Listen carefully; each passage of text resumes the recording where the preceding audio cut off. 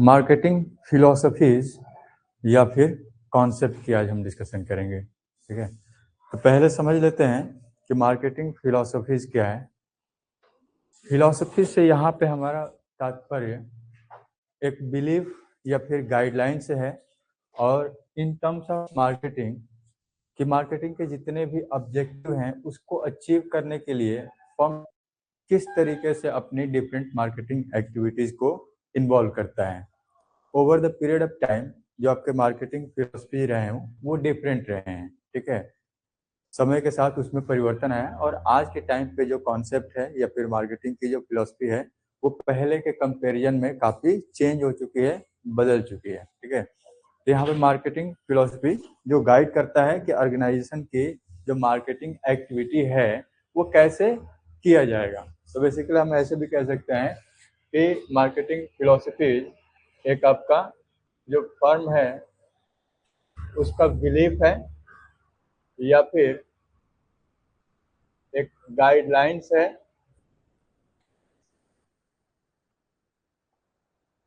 Concept, या फिर philosophy में हम कॉन्सेप्ट को गाइडलाइन की तरफ देख रहे हैं या फिर एक बिलीफ की तरफ देख रहे हैं कि जो मार्केटर हैं या फर्म या जो बिजनेसेज हैं वो किस तरीके से जो ऑब्जेक्टिव है कि हम अपने प्रोडक्ट को कस्टमर तक पहुंचाएं, ज़्यादा से ज़्यादा हम सेल कर पाएं।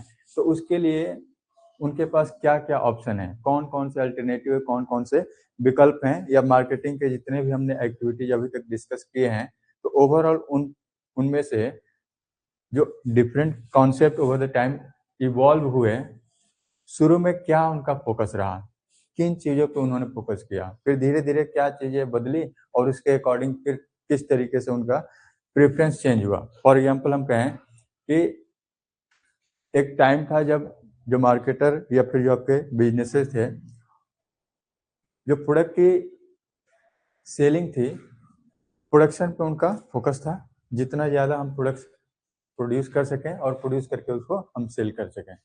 फिर बाद में धीरे धीरे ये चेंज हुआ, उसमें हमने क्या किया कि प्रोडक्ट में हमने मॉडिफिकेशन किया इन टर्म्स ऑफ कि कस्टमर का एक्सपेक्टेशन क्या है। ठीक है, कस्टमर के नीड और प्रेफरेंस के बेसिस पे हमने उसमें चीज़ें इवॉल्व करी। इसके अलावा हमने प्रोडक्ट की क्वालिटी पे भी ध्यान देना स्टार्ट किया कि प्रोडक्ट की क्वालिटी को इम्प्रूव किया जाए, कुछ इनोवेशन उसमें इंक्लूड किया जाए। तो बहुत सारी चीज़ें हमने उसमें ऐड ऑन करी। तो गाइडलाइन और प्रिंसिपल, बेसिकली इसमें हम प्रिंसिपल्स भी कह सकते हैं कि कुछ हमने प्रिंसिपल इंक्लूड कर लिया। ठीक है, प्रिंसिपल्स जो आपको गाइड करेगा, जो आपको एक डायरेक्शन देगा कि आपकी मार्केटिंग की एक्टिविटीज किस तरीके से सुनिश्चित की जानी चाहिए, हम कैसे उन सारी एक्टिविटी को परफॉर्म करेंगे। तो फिलॉसफी जो ओवरऑल आपका मार्केटिंग स्ट्रेटजी है उसको इन्फ्लुएंस करता है, जो आपका डिसीजन मेकिंग है उसको इन्फ्लुएंस करता है। ठीक है, जैसे सिंपली हम अगर एक छोटा सा एग्जांपल लें लेमन लैंग्वेज में कि आप उससे कोरिलेट कर सकें, तो आप अपने लिए कुछ ऑब्जेक्टिव सेट करोगे। ठीक है, कि आने वाले टाइम में हमारा विजन क्या है या फिर हम क्या ऑब्जेक्टिव है, हम क्या अचीव करना चाहते हैं, तो उसके हिसाब से आपकी स्ट्रेटजी बनानी पड़ेगी। अब जैसे कई सारी चीजें हो सकती है, किसी को हो सकता है कि ग्रेजुएशन के बाद हमें जॉब करना है, तो फिर क्या करना पड़ेगा, कौन सा जॉब करना है, फिर उसके हिसाब से हमें अभी से प्लानिंग करनी पड़ेगी। तो डिफरेंट आपके ऑब्जेक्टिव होंगे, तो उस ऑब्जेक्टिव के हिसाब से आपकी जो प्रिपरेशन होगी, जो आपकी स्ट्रेटजी होगी, इस तरीके से आप बिल्ड करेंगे। तो यहाँ पे भी हम कह रहे हैं कि जो आपकी मार्केटिंग के जो फिलॉसफी है वो गाइड करते हैं या फिर आपको एक प्रिंसिपल या फिर एक बिलीफ सिस्टम प्रोवाइड करते हैं कि किस तरीके से आपकी मार्केटिंग की एक्टिविटी परफॉर्म की जाएगी, सो दैट कि आपका जो प्रोडक्ट या सर्विस है वो मार्केट में ज़्यादा से ज़्यादा कस्टमर तक पहुंच पाए। तो टारगेट मार्केट का इवेल्युएशन करना हुआ या फिर कस्टमर के साथ लॉन्ग टर्म रिलेशनशिप बिल्डिंग कैसे किया जाए, प्रमोशनल एक्टिविटीज कैसे इन्वॉल्व किया जाए। बात समझ रहे हो, जो भी हमने मार्केटिंग के जितने भी टूल्स हैं, टेक्निक्स हैं, प्रिंसिपल्स हैं, उनको अप्लाई करके हम कस्टमर के साथ लॉन्ग टर्म रिलेशनशिप बिल्ड करें। तो हमारा जो मार्केटिंग की प्रमोशनल एक्टिविटीज है वो कैसे होगा, एडवर्टीजमेंट हमें करना है या फिर नहीं करना है, उसके बारे में सोचना, स्ट्रेटजी डेवलप करना। तो ये सारी चीजें किसके अंदर आ रही है, फिलोसफीज के अंदर आ रही है, कॉन्सेप्ट के अंदर आ रही हैं। तो पहले के टाइम पे चीजें कुछ और थी और आज के टाइम पे कुछ चीजें और हैं, ठीक है। अब और होने का मतलब क्या है कि मार्केटिंग के अलग अलग फिलोसफीज हैं और अलग अलग कॉन्सेप्ट हैं, यानी फिलोसफी कॉन्सेप्ट सेम ही चीज की बात कर रहे हैं। तो आपके पहले के टाइम पे डिफरेंट होते थे, उस टाइम पे आपके मार्केटिंग के ऑब्जेक्टिव अलग तरीके से अचीव किए जाते थे, और आज के टाइम पे अगर वो सारी चीजें हम फॉलो करते हैं तो आप सरवाइव नहीं कर पाएंगे मार्केट में, आपके प्रोडक्ट या सर्विस सस्टेन नहीं कर पाएंगे। यानी आज के टाइम के हिसाब से आपको मार्केटिंग की एक्टिविटी को परफॉर्म करनी पड़ेगी। तो बहुत सारे आपके philosophies over the time emerge हुए हैं, आपके निकल के आए हैं, तो वन बाय वन करके हम सारे को देखेंगे, ठीक है।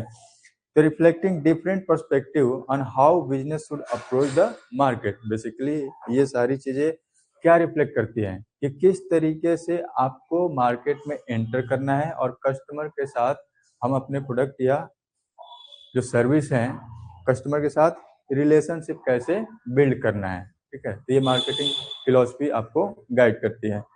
अब इसमें कौन कौन से कॉन्सेप्ट्स हैं एक बार उसकी चर्चा कर लेते हैं, इसके बाद वन बाय वन करके स्टार्ट करेंगे। जो पहला प्रिंसिपल है या फिर पहला जो आपका फिलॉसफी है वो है प्रोडक्शन कॉन्सेप्ट।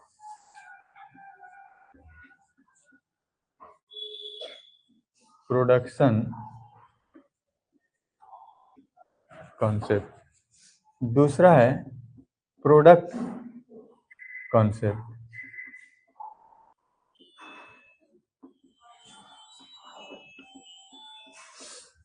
तीसरा है सेलिंग कॉन्सेप्ट।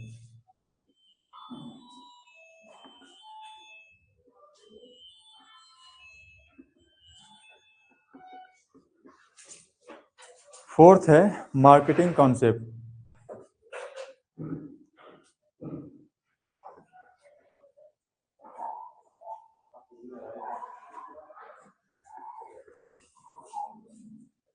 फिफ्थ में है सोसाइटल मार्केटिंग कॉन्सेप्ट।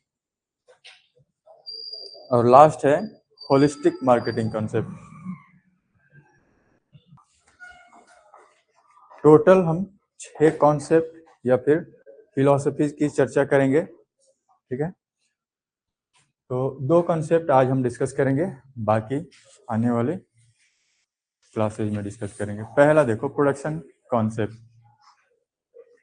जो प्रोडक्शन कॉन्सेप्ट है ये one of the oldest concept है, यानी सबसे पहला कॉन्सेप्ट हमारा प्रोडक्शन का है।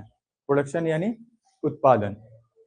अब यहाँ पे जो उत्पादन पे जो प्राइम फोकस है कि हम ज़्यादा से ज़्यादा प्रोडक्शन करें, नंबर 1, और ज़्यादा प्रोडक्शन करके हम क्या करें, उनके जो प्राइसिंग है उनको कम से कम रखा जाए। इकोनॉमी से पढ़े हो, इकोनॉमीज ऑफ स्केल। जब लार्ज स्केल पे या फिर लार्ज क्वांटिटी या वॉल्यूम में जब हम प्रोडक्शन करते हैं तो उसके वजह से क्या होता है, जो ओवरऑल कॉस्ट होता है वो आपका कम होता है। तो इकोनॉमीज ऑफ स्केल को हमें अचीव करना है। तो इकोनॉमीज ऑफ स्केल तभी अचीव होगा हम जब लार्ज क्वांटिटी में प्रोडक्शन करेंगे, और इसके वजह से जो हमारा प्राइस होगा उस गुड्स का या फिर उस प्रोडक्ट का वो क्या होगा, कम होगा। और वाइडली इसकी अवेलेबिलिटी होनी चाहिए। हमारा ऑब्जेक्टिव क्या है कि ज्यादा से ज्यादा क्वांटिटी में हम मार्केट में गुड्स को अवेलेबल कराएं, यानी कस्टमर को कहीं पे इधर उधर जाने की जरूरत न पड़े। हम जितना ज्यादा प्रोडक्शन करेंगे कि कस्टमर को वो गुड्स कहीं पे भी किसी भी लोकेशन पे अवेलेबल होगा और लो कास्ट में आपका अवेलेबल होगा। तो हमने कहा कि ये जो कॉन्सेप्ट है एक तो आपका सबसे पुराना ओल्डेस्ट कॉन्सेप्ट है, और लो कॉस्ट पे हमारा फोकस है कि हम जो गुड्स की यूनिट्स हैं उनको कम से कम प्राइस पे अवेलेबल कराएं, और वाइड अवेलेबिलिटी होनी चाहिए। वाइड अवेलेबिलिटी का मतलब इस गुड्स की मार्केट में जो डिस्ट्रीब्यूशन होगा वो लार्ज स्केल पे होगा।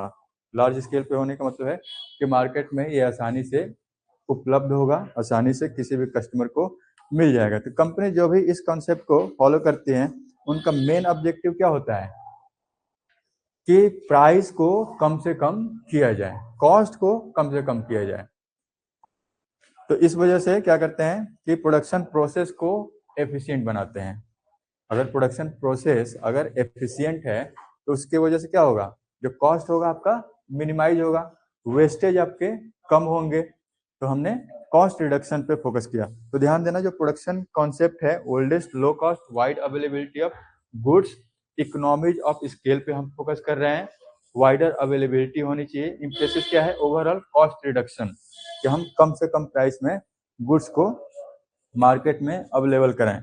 अब यहाँ पे बात आती है कि आखिर इस प्रोडक्शन कॉन्सेप्ट में जो आपके फर्म या फिर बिजनेसेज हैं उनका एजम्पशन क्या है, उनकी मान्यता क्या है, वो सोचते क्या है, किस तरीके से मार्केट को देखते हैं या फिर किस तरीके से कस्टमर के बारे में वो सोचते हैं, यानी उनका थिंकिंग क्या है अबाउट द कस्टमर। तो वो इस तरीके सोचते हैं कि जो भी मार्केट में आपके कस्टमर हैं वो उन गुड्स को ज़्यादा प्रेफर करते हैं जो लो कॉस्ट पे अवेलेबल हैं। यानी हम कहीं ना कहीं जो उन फर्म या बिजनेस का अगर माइंडसेट की बात करें तो वो क्वालिटी पे फोकस नहीं कर रहे हैं, किस पे फोकस कर रहे हैं, quantity, volume, low cost. Basically अगर हम बात करें तो लो कॉस्ट पे इनका फोकस है कि कस्टमर उन प्रोडक्ट्स को फेवर करते हैं जो वाइडली अवेलेबल हो और लो कॉस्ट पे अवेलेबल हो, कम प्राइस में अवेलेबल हो। तो इस बेसिस पे या फिर इस एजम्पशन पे जो फर्म है या फिर बिजनेसेज है वो वर्क करते हैं।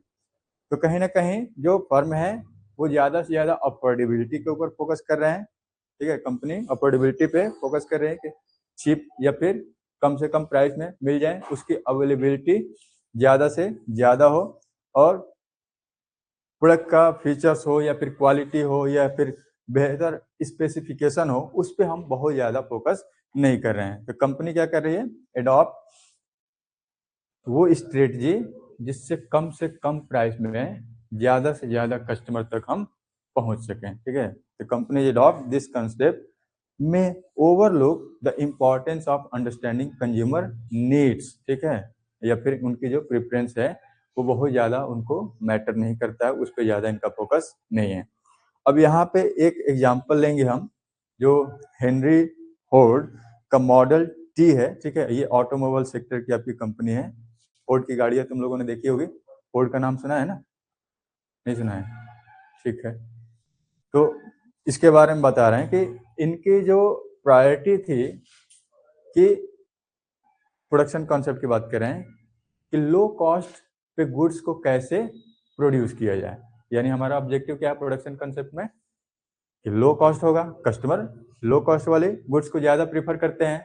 तो इन्होंने जो व्हीकल मैन्युफैक्चर किया तो पहले के टाइम पे उस व्हीकल की कॉस्ट बहुत ज़्यादा आती थी, क्योंकि उनका जो मैन्युफैक्चरिंग प्रोसेस था वो काफ़ी कॉम्प्लेक्स था।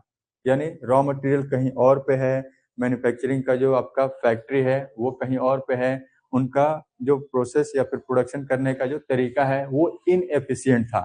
तो बाद में कंपनी ने क्या एडॉप्ट किया, वो एडॉप्ट किया उन्होंने असेंबली लाइन प्रोसेस। ठीक है, असेंबली लाइन। अब इस असेंबली लाइन में उन्होंने किया क्या, assembly line, assembly line basically एक प्रोसेस है या फिर चेन ऑफ प्रोडक्शन है। यानी जो भी प्रोडक्शन के आपके प्रोसेस हैं उनको हमने साइड बाय साइड प्लेस कर दिया या फिर इंटरकनेक्ट कर दिया कि एक जो प्रोसेस है या फिर मैन्युफैक्चरिंग में जो एक पार्ट है उसमें और उसके बाद जो दूसरे स्टेप में उनकी मैन्युफैक्चरिंग होनी है। जैसे जो भी मैन्युफैक्चर होगा, जैसे असेंबली जानते हो ना, असेंबल क्या करना, कई सारे अलग अलग पार्ट्स को जोड़ के और एक फाइनल प्रोडक्ट बनाना। तो अब यहाँ पे जब व्हीकल की मैन्युफैक्चरिंग हो रही थी तो उसके अलग अलग पार्ट अलग अलग लोकेशन पे आपके मैन्युफैक्चर होते थे। तो बाद में क्या किया गया कि उन सारे मैन्युफैक्चरिंग प्रोसेस को कनेक्ट किया गया, असेंबलिंग को और स्मूथ किया गया, एफिशिएंट बनाया गया। तो जो अलग अलग पार्ट में जो टाइम लैग होती थी, यानी एक पार्ट का मैन्युफैक्चरिंग कहीं और हुआ और फिर उसको ले जाके फिर फिनिश गुड बनाने के लिए फिर कहीं दूसरे जगह लेके जा रहे हैं, तो हमने क्या किया, जो उसके टाइम लैग है उसको हमने कम कर दिया। यानी एक पार्ट की मैन्युफैक्चरिंग यहाँ पे हुई तो साइड बाय साइड दूसरा वाला पार्ट कर दिया, फिर तीसरा वाला पार्ट कर दिया, फिर चौथा पार्ट कर दिया, और इसी तरीके से ये प्रोसेस में निकल के सीधे लास्ट में फाइनल प्रोडक्ट आपका फिनिश प्रोडक्ट बन जाएगा। तो असेंबली लाइन हमने बना दिया, लाइन एक क्यू बना दिया कि फर्स्ट सेकेंड थर्ड और इस तरीके से आपका फाइनल प्रोडक्ट बन जाएगा। तो इसको असेंबली लाइन प्रोसेस कहा जाता है। अब इस असेंबली लाइन की वजह से क्या हुआ, जो ओवरऑल प्रोडक्शन कॉस्ट है उस व्हीकल का क्या हो गया, रिड्यूस हो गया। ठीक है, जो ओवरऑल कॉस्ट है मैन्युफैक्चरिंग कॉस्ट वो रिड्यूस हुआ, और रिड्यूस होने की वजह से इसकी जो सेलिंग है, जो मार्केट में इसकी सेलिंग हुई वो काफ़ी ज़्यादा इम्प्रूव हो गई, इसका वॉल्यूम बढ़ गया, क्योंकि अपने प्रोडक्शन कॉस्ट या फिर जो मैन्युफैक्चरिंग कॉस्ट है वो कम करने की वजह से हुआ क्या, ये अफोर्डेबल हो गया। तो बहुत ज़्यादा ये आपका मार्केट में अवेलेबिलिटी हो गई और टॉप सेलिंग आपका प्रोडक्ट उस टाइम पे ये बना। ठीक है, तो ये है आपका हेनरी फोर्ड का असेंबलिंग ठीक लाइन। अब सैटरडे को एक हम प्रेजेंटेशन रखते हैं, ठीक है, उसमें मैं 2 लोगों को कंसीडर कर रहा हूं। तो अब ये असेंबली लाइन पे एक प्रेजेंटेशन बबली करेगी, ठीक है। इस पे तुमको असेंबली लाइन कैसे वर्क किया, ठीक है, और जो प्रोडक्शन कॉस्ट है उसको कम करने में या फिर रिड्यूस करने में ये असेंबली लाइन किस तरीके से उस कंपनी को हेल्प किया, ठीक है। तो आपको प्रेजेंटेशन में यही बताना है कि असेंबली लाइन क्या है एंड हाउ असेंबली लाइन जो स्ट्रेटजी है help the company to reduce the manufacturing cost of that vehicle, ठीक है। तो इस पे आप पूरा आप रिसर्च करके ले आओगे, आप प्रेजेंटेशन 5 से 10 मिनट में आप प्रेजेंट करोगे, ठीक है। अगर 5-10 मिनट एक्स्ट्रा भी लगता है तो चलेगा। ओवरऑल आपको असेंबली लाइन के बारे में एक्सप्लेन करना है। चलो, तो ये हमारी एग्जाम्पल हो गई। अब आते हैं जो दूसरा हमारा कॉन्सेप्ट है वो है प्रोडक्ट कॉन्सेप्ट। हाँ, सैटरडे को, आज ट्यूजडे है ना, हाँ सैटरडे को करना है। तो समझ में आया प्रोडक्शन कॉन्सेप्ट, ठीक है। अब अगला हम डिस्कस करते हैं वो है आपका प्रोडक्ट कॉन्सेप्ट। पहले वाले में हमने बात किया प्रोडक्शन पे, वॉल्यूम पे, लो कॉस्ट मैन्युफैक्चरिंग पे, अफोर्डेबिलिटी पे, कि मार्केट में कैसे हम इसको लो कॉस्ट पे अवेलेबल कराएंगे, वाइड अवेलेबिलिटी कैसी होगी। लेकिन जब आप प्रोडक्ट कॉन्सेप्ट की बात करते हैं तो अब आपका जो फोकस है वो वॉल्यूम ऑफ प्रोडक्शन से शिफ्ट होके प्रोडक्ट पे जाता है। और प्रोडक्ट पे जाने का मतलब है कि अब कहीं ना कहीं कंपनी या फर्म या फिर बिजनेसेस किस चीज पे फोकस कर रहे हैं, प्रोडक्ट के ऊपर। और प्रोडक्ट के ऊपर फोकस करने से हमारा क्या अभिप्राय है, क्वालिटी, ठीक है। प्रोडक्ट की क्वालिटी शुड बी सुपीरियर, ठीक है।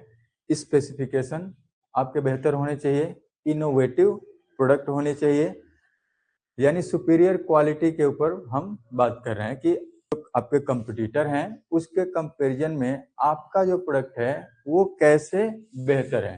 तो हम बेहतर क्वालिटी के प्रोडक्ट के ऊपर फोकस कर रहे हैं। We want to manufacture superior quality of product for the consumer, ठीक है। और हमारा यहाँ पे एजम्पशन क्या है, जब यहाँ पे भी इस कॉन्सेप्ट की बात करेंगे तो कुछ ना कुछ हमारा एजम्पशन आएगा।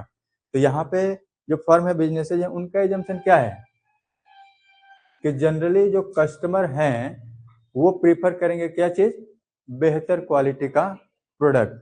अब यहाँ पे हम लो क्वालिटी या फिर वाइडर अवेलेबिलिटी की बात नहीं कर रहे हैं, यहाँ पे हम एज ए मैन्युफैक्चरर या फिर फर्म बिजनेसेज हम सोच रहे हैं कि अगर हमारा जो प्रोडक्ट है वो बेहतर क्वालिटी का होगा तो ऑटोमेटिक जो कंज्यूमर होंगे उसको प्रीफर करेंगे। तो our product should be better in terms of quality, features, benefits, इन सारी चीजों में हम क्या देख रहे हैं कि बेहतर होना चाहिए। तो इस वजह से जब आप ये स्ट्रेटजी एडॉप्ट करते हैं या प्रोडक्ट कॉन्सेप्ट एडॉप्ट करते हैं तो कहीं ना कहीं आपको रिसर्च एंड डेवलपमेंट पे, R&D पे फोकस करना होता है कि हम कैसे अपने प्रोडक्ट को और इम्प्रूव कर सकें, उसमें और इनोवेशन कैसे लेके आ सकते हैं, फीचर्स कैसे हम इसमें ऐड कर सकते हैं। तो इनोवेटिव फीचर्स हो सकता है, आपका क्वालिटी हो सकता है, बेटर परफॉर्मेंस हो सकता है, आपके कंपटीटर के प्रोडक्ट के कंपैरिजन में ये अल्टरनेटिव बेहतर एक विकल्प हो सकता है।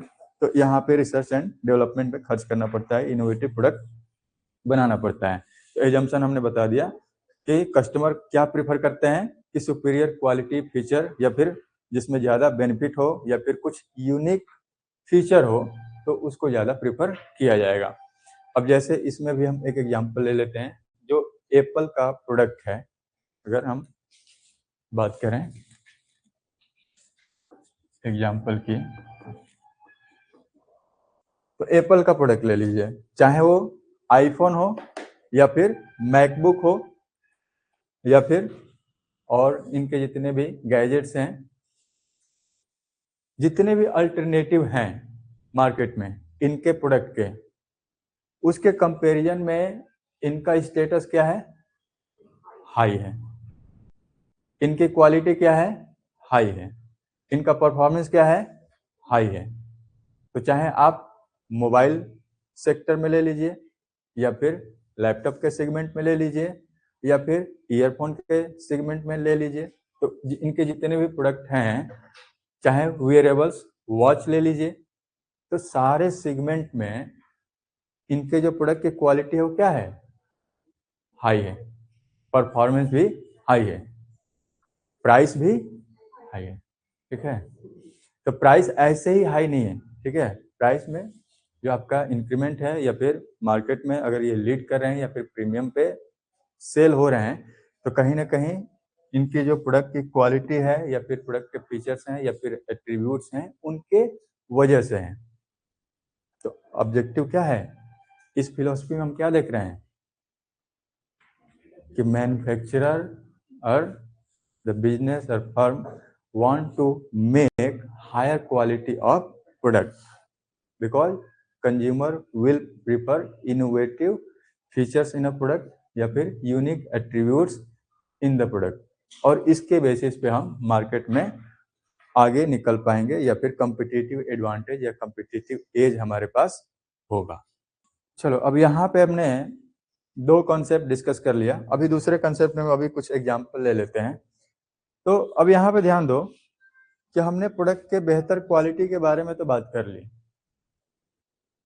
अभी ध्यान दे रहा, हमने अभी कस्टमर के टेस्ट और प्रेफरेंस और इंटरेस्ट की बात नहीं करी है। ये हमारा एजम्पशन है कि हमारा प्रोडक्ट अच्छा होगा, यूनिक होगा, बेहतर होगा, तो customer will prefer, customer will like it and buy it, वो खरीदेंगे।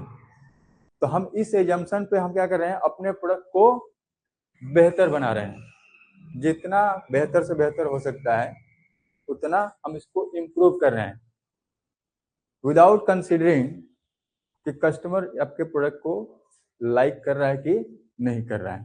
तो अब यहाँ पे दो तरह के आपके कॉन्सेप्ट निकल के आते हैं। ठीक है, एक है आपका बेटर माउस ट्रैप फैलेसी और दूसरा है मार्केटिंग मायोपिया।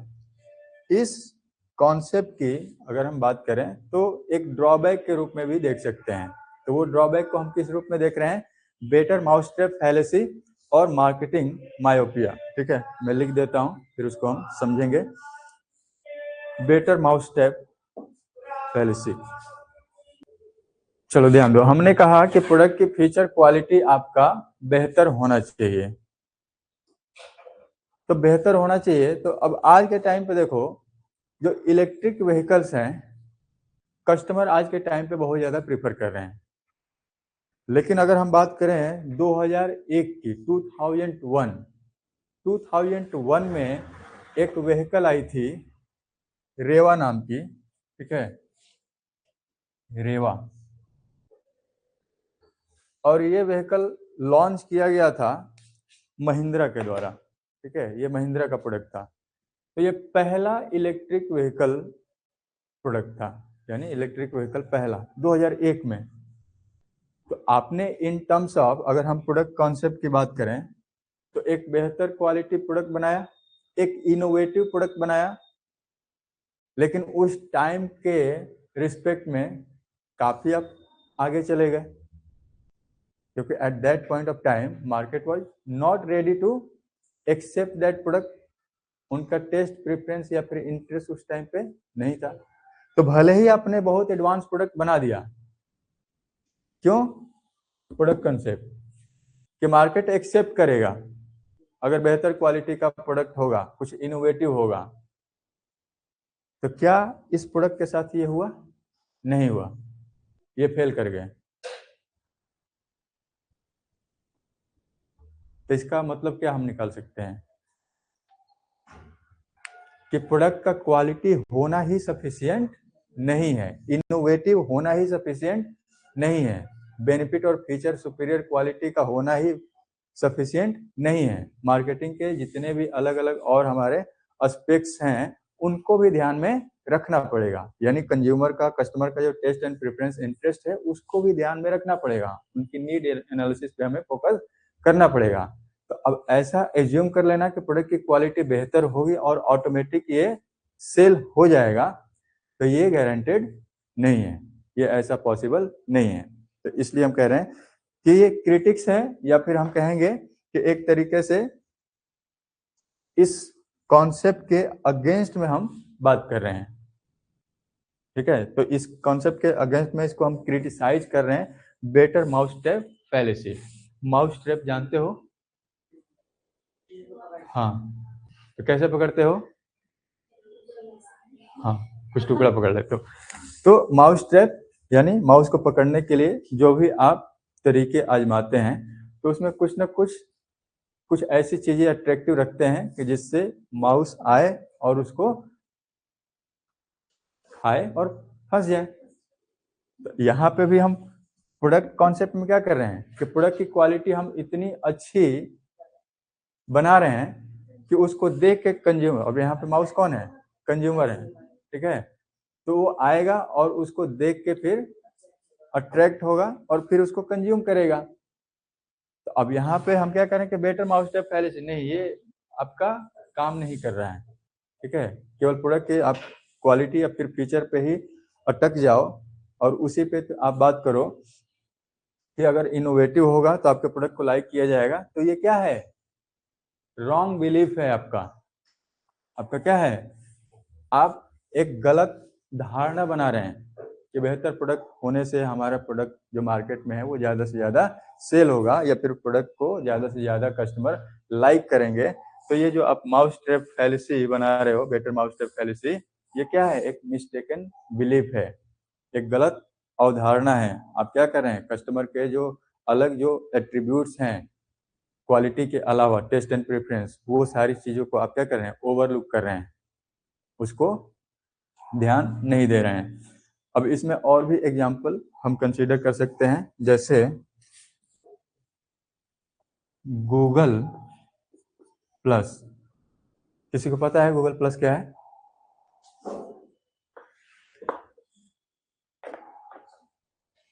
पता है किसी को? नहीं। फेसबुक सबको पता है? फेसबुक क्या है? सोशल मीडिया प्लेटफॉर्म है। ठीक उसी तरीके से गूगल प्लस गूगल का एक सोशल मीडिया प्लेटफॉर्म हुआ करता था।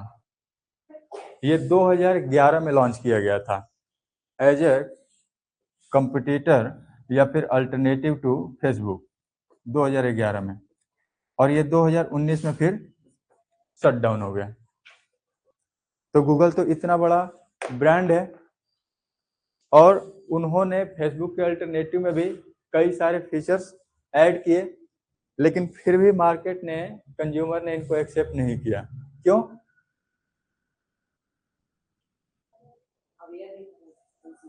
एक तो जो एडॉप्टेबिलिटी की बात करें तो लेट एंट्री हुई मार्केट में फेसबुक के कंपैरिजन में, और भले ही इन्होंने क्वालिटी बेहतर बनाई, लेकिन कस्टमर का जो टेस्ट प्रेफरेंस और इंटरेस्ट था वो इसमें फिट नहीं हुआ, और इस वजह से इनको प्रोडक्ट को कस्टमर ने फिर पसंद नहीं किया।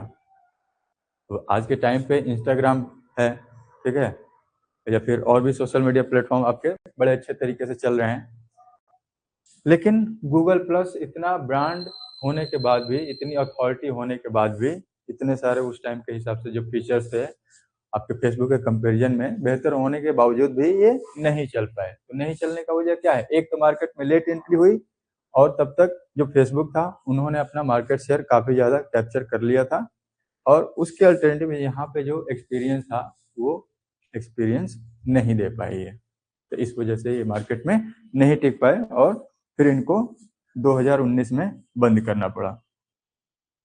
ठीक है, तो गूगल प्लस और यहाँ पे जो रेवा कार की हम बात कर रहे हैं, ठीक है।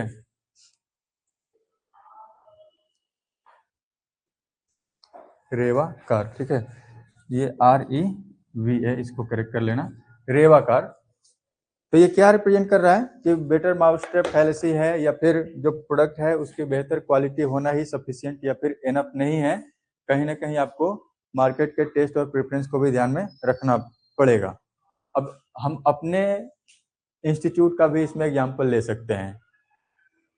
जैसे रेवा 2001 में मैन्युफैक्चरिंग हुई और फिर बड़ी जल्दी ही मतलब मार्केट का ट्रेंड पता चल गया, सेंटिमेंट पता चल गया और इनको फिर बंद करना पड़ा। तो अगर हम यहाँ की बात करें अपने सिटी की, तो सिटी के हिसाब से जैसे हम पिछले भी एनुअल इवेंट में बोलते आए हैं और आज के टाइम पे भी हम ऐसा कहते हैं कि यहाँ के हिसाब से हम कितने साल आगे चल रहे हैं, 5 साल ऐसा बोलते हैं। तो कहीं ना कहीं वो चीजें रिफ्लेक्शन में है और उसकी वजह से भी यहाँ पे बहुत सारे जो स्टूडेंट्स हैं वो नहीं एडजस्ट कर पाते हैं। तो क्या यहाँ पे हमारा प्रोडक्ट कॉन्सेप्ट एक बेटर माउसट्रैप फैलेसी के अंदर आ रहा है? क्या हम भी एक माउसट्रैप में या फिर रॉन्ग बिलीफ में यहाँ पे अटके हुए हैं? क्या हम अपने तरफ से इन्फ्लुएंस कर रहे हैं या फिर अपने तरफ से ये इंडिकेट कर रहे हैं कि हमारे यहाँ जो प्रोडक्ट है या सर्विस है वो मार्केट का कंपैरिजन में बेहतर है, लेकिन क्या वो मार्केट एडॉप्ट करना चाह रहा है? क्या मार्केट वो इसको जो यहाँ पे हमारे पास फैसिलिटीज हैं या फिर सर्विसेज हैं उसको एडॉप्ट करना चाहता है? नहीं, अभी के टाइम पे नहीं। मतलब जितनी सारी चीजें यहाँ पे हैं वो सारी चीजों को एडॉप्ट करने के फेवर में अभी नहीं है। क्यों?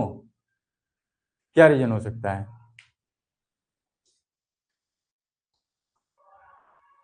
Conservative mindset. क्योंकि यहाँ पे जितनी सारी चीजें हैं वो क्या है, एडवांस लेवल पे है, एक मेट्रो सिटी के लेवल पे है और अभी भी वो डाइजेस्ट नहीं कर पा रहे हैं। लेकिन धीरे धीरे कुछ सेंटिमेंट चेंज हो रहा है, इम्प्रूवमेंट आ रहा है, ठीक है।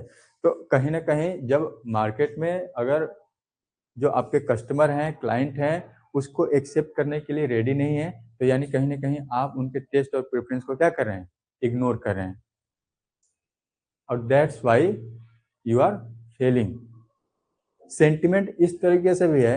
अब जैसे क्लास टेस्ट की बात करें तो बहुत सारे स्टूडेंट्स का फीडबैक आता है कि यहाँ पे क्लास टेस्ट होता है। फ्रेशर्स पार्टी में बोला था ना, कॉमर्स नामी वाला टेस्ट वाला, तो ये सेंटिमेंट है, तो इसके वजह से भी नहीं आते हैं। अच्छा, दूसरी चीज, हमने जिस तरीके से ब्रांडिंग और प्रमोशन करी है, जो स्टैंडर्ड हमने बनाया है, इसके वजह से भी बहुत सारे स्टूडेंट आने में हिचकते हैं। अब ये सारी चीजें मैं फैक्ट बता रहा हूँ, ठीक है, मतलब बनावटी नहीं है, ये सारी चीजें फीडबैक में मिली हैं कि उनको यहाँ का स्टैंडर्ड इतना हाई लगता है कि उनको फिर डर लगता है कम्युनिकेट करने में कि अरे हम वहां जाएंगे तो कैसे बात करेंगे, कैसे फेस करेंगे। बात समझ रहे हो? तो अब जहाँ पे आप कैजुअली जाके मिल सकते हो, बात कर सकते हो बिना डर के, बिना झिझक के, तो आप जनरली वहीं पे जाते हो। अब जैसे सिंपल, थोड़ा सा और मैं इसको सिंपल टर्म्स में कर देता हूँ। जैसे आप रेस्टोरेंट की बात कर लो, बड़े जो हाई फाई रेस्टोरेंट हैं, ठीक है, या फिर बड़े बड़े शॉपिंग मॉल्स हैं, तो जब आप बाहर निकलोगे तो जब एक नज़र देखोगे तो कहोगे ना, अरे इतना बड़ा रेस्टोरेंट है, मैं जाऊंगा पता नहीं कैसा मेरे को फील होगा। आपके अंदर वो कॉन्फिडेंस नहीं आता है कि मैं इस रेस्टोरेंट में जाकर बैठ के खाना खा सकता हूँ या खा सकती हूँ। जब बड़े बड़े आप शॉपिंग मॉल देखोगे तो फिर आपको लगेगा मैं जाऊंगा, पता नहीं मेरे बजट का कुछ सामान मिलेगा भी कि नहीं मिलेगा, या फिर मैं जाऊंगा या फिर जाऊंगी तो पता नहीं मेरे को कैसा फील होगा, वहां पे बड़े बड़े लोग होंगे। तो ये आपका सेंटिमेंट बनता है। तो यहाँ का भी सेंटिमेंट कुछ जो आपके स्टूडेंट ग्रुप हैं वो ऐसा ही बना हुआ है कि उनको यहाँ पे आने में डर लगता है। क्यों? क्योंकि आपने सिस्टम इतना हाई फाई कर रखा है। जो इमेज है, ब्रांड बिल्डिंग है, वो इस तरीके से कर रखा है। अच्छा, दोनों ही चीजें हैं। इन टर्म्स ऑफ हमने क्वालिटी की बात कर ली, इन टर्म्स ऑफ जो हमारी डिफरेंट काइंड ऑफ एक्टिविटीज हैं उसको लेके फिर निगेटिव सेंटिमेंट बना हुआ है कि यहाँ पे तो बस रील्स बनते हैं या फिर डांस ड्रामा होता है, तो उनको ये सारी चीज एक्टिविटी के फॉर्म में नहीं दिखती है, उनको केवल ये सारी चीजें एक शो ऑफ के फॉर्म में दिखती है। तो ये हम इसको कनेक्ट करें किसे, बेटर माउस्टेप फैलेसी। तो हम कितना भी कहें कि हमारा प्रोडक्ट मार्केट से बेहतर क्वालिटी का है, ए लेवल का है या फिर टॉप नॉच क्वालिटी का है, उतने से इनफ नहीं होगा। आपको कहीं ना कहीं जो आपका कस्टमर है उसके टेस्ट और प्रेफरेंस को ध्यान में रखना पड़ेगा। ठीक है, तो केवल प्रोडक्ट की सुपीरियरिटी होने से काम नहीं चलेगा। तो ये तो हो गया आपका बेटर माउस्टेप फैलेसी, जो हमने इस प्रोडक्ट कंसेप्ट को क्रिटिसाइज किया। ठीक है, क्रिटिसाइज कैसे किया कि इसके कॉन्सेप्ट में हमने क्या, सुपीरियर या फिर बेटर क्वालिटी या फिर बेटर आपके एट्रीब्यूट्स होंगे, फीचर्स होंगे, तो प्रोडक्ट को लाइक किया जाएगा। लेकिन ऐसा नहीं है, इसके अगेंस्ट में हमने बात कर ली। इसके अलावा ये जो मार्केटिंग मायोपिया है, ठीक है, मायोपिया आपका साइंस का टर्म्स है। ठीक है, मायोपिया मतलब एक मायोपिया होता है कि दूसरा हाइपर मायोपिया होता है ना। ठीक है, जाने दो। मायोपिया का मतलब होता है जो आपका विजन है ना, उसमें विजन में प्रॉब्लम होना, शॉर्ट साइटेडनेस। ठीक है, आप लॉन्ग विजन नहीं रखते हैं। तो यहाँ पे हम मार्केटिंग में विजन की बात कर रहे हैं कि कई सारे जो मैन्युफैक्चरर हैं, फर्म है, बिजनेसेज हैं, वो भी मार्केटिंग की एक्टिविटी को एक नैरो माइंड से देखते हैं। उनका जो साइट है या फिर जो विजन है वो क्या कर रहे हैं, नैरो है।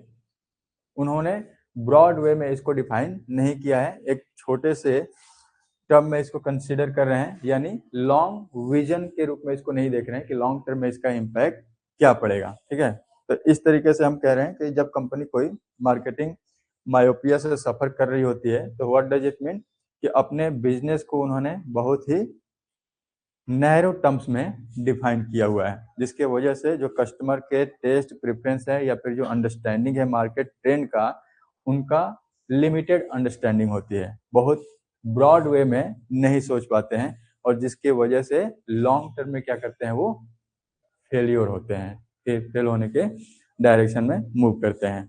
तो हमारा जो ऑब्जेक्टिव है, इंस्टेड ऑफ हम क्या करें, कस्टमर के जो सेटिस्फेक्शन है उस पर हम फोकस करें, जो उनका कस्टमर का जो नीड्स है, रेदर देन हम क्या कर रहे हैं कि कुछ ऐसे ब्रांड के मतलब फीचर्स में या फिर एट्रीब्यूट में आप इन्वॉल्व हो चुके हो कि आप उसके बाहर नहीं जा रहे हो। ठीक है, तो कस्टमर के टेस्ट और प्रेफरेंस को आपको ध्यान में रखना पड़ेगा ताकि लॉन्ग टर्म में आपका ग्रोथ या सक्सेस को आप अचीव कर पाओ। ठीक है, तो ये हो गया मार्केटिंग मायोपिया। अब इसके बाद है आपका तीसरा सेलिंग कॉन्सेप्ट। ठीक है, चलो एक केस मैं और देता हूं हनी के लिए। ठीक है, सैटरडे को तुम भी करके ले आना। टाटा नैनो नाम सुना है? टाटा का जो प्रोडक्ट आया था मार्केट में नैनो के नाम से,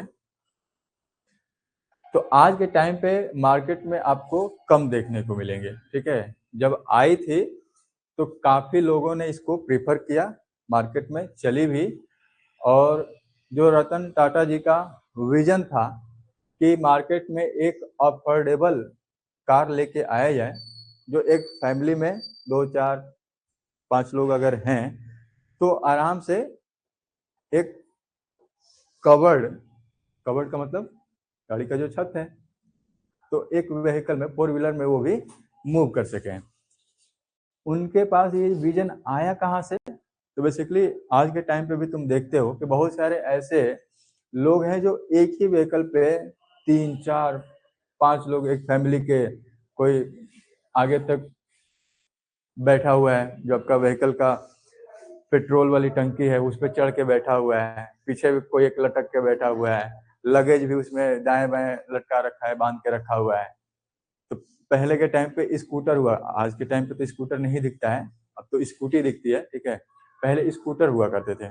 ठीक है, तो स्कूटर में भी आगे इतना जगह, बहुत ज्यादा स्पेस हुआ करता था, तो स्पेस में लगेज रख दिया, एक बच्चे को भी खड़ा करा दिया, पीछे बीवी बैठी है, बच्चे बैठे हैं, पूरा लटक के गोद में लिया हुआ है। तो उन्होंने देखा कि जब एक स्कूटर पे इतने सारे लोग आ सकते हैं तो एक नैनो कार बनाया जाए, ठीक है, कम से कम सेफ्टी सिक्योरिटी तो उनकी इंश्योर हो जाएगी। तो एक विजन ये आया। और दूसरी तरफ कि जो स्कूटर या फिर इस तरह के व्हीकल की जो प्राइस है उस प्राइस रेंज में ही लेके आना था, क्योंकि ऐसे फैमिली के पास इतना बजट नहीं होता है कि 4 व्हीलर वो अफोर्ड कर पाए। तो अफोर्डेबिलिटी पे भी इनका प्राइम फोकस रहा,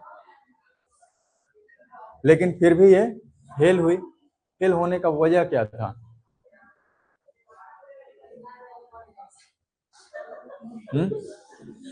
ठीक है, तो ये केस स्टडी तुम लेके आओगी कि नैनो में इतने सारे फीचर्स होने के बाद भी, अफोर्डेबल होने के बाद भी टाटा नैनो फेल क्यों हुआ। इस पे बहुत सारे ऑलरेडी केस स्टडी पब्लिश्ड हैं, तुम स्टडी करके उसको प्रेजेंट कर सकती हो या फिर खुद से भी कुछ चीजें एक्सप्लोर करके ले आना। ठीक है, तो ये होमवर्क पहले खुद से करना, बाकी तुमको यूट्यूब पे या फिर आपको सोशल मीडिया पे या फिर केस स्टडी के फॉर्म में, रिसर्च पेपर के फॉर्म में भी कुछ न कुछ चीजें मिल जाएंगी, तो इसको लेके आना। तो ये दोनों इंटरेस्टिंग केस है। ठीक है, ये तुमको हमने दिया था कौन सा, असेंबली लाइन और टाटा नैनो, ये 2 केस करते हैं, डिस्कस करते हैं सैटरडे को। तो टाटा नैनो बड़ा ही अच्छा कॉन्सेप्ट था और इसमें मैं बता भी देता हूँ बेसिकली हुआ क्या कि लोगों का जो माइंडसेट है ना और उनका जो बिहेवियर है वो इन्फ्लुएंस होता है किससे, एक्सटर्नल इन्वायरमेंट से, किसी तीसरे व्यक्ति से, कि 4 लोग क्या कहेंगे। तो 4 लोगों ने कुछ कहा और इसके बाद उस 4 लोगों की वजह से नैनो फेल हो गई। ठीक है, क्योंकि जब आप ब्रांड को प्रमोट करते हो ना तो उसमें भी आपको ध्यान रखना होता है कि आपने अपने प्रोडक्ट या सर्विस को किस तरीके से पोजीशन किया है कस्टमर के माइंड में। पोजीशनिंग में हम आगे चलकर डिस्कस करेंगे। पोजीशनिंग का मतलब क्या है कि आप अपने प्रोडक्ट या सर्विस को कस्टमर के माइंड में कैसे प्लेस कर रहे हैं,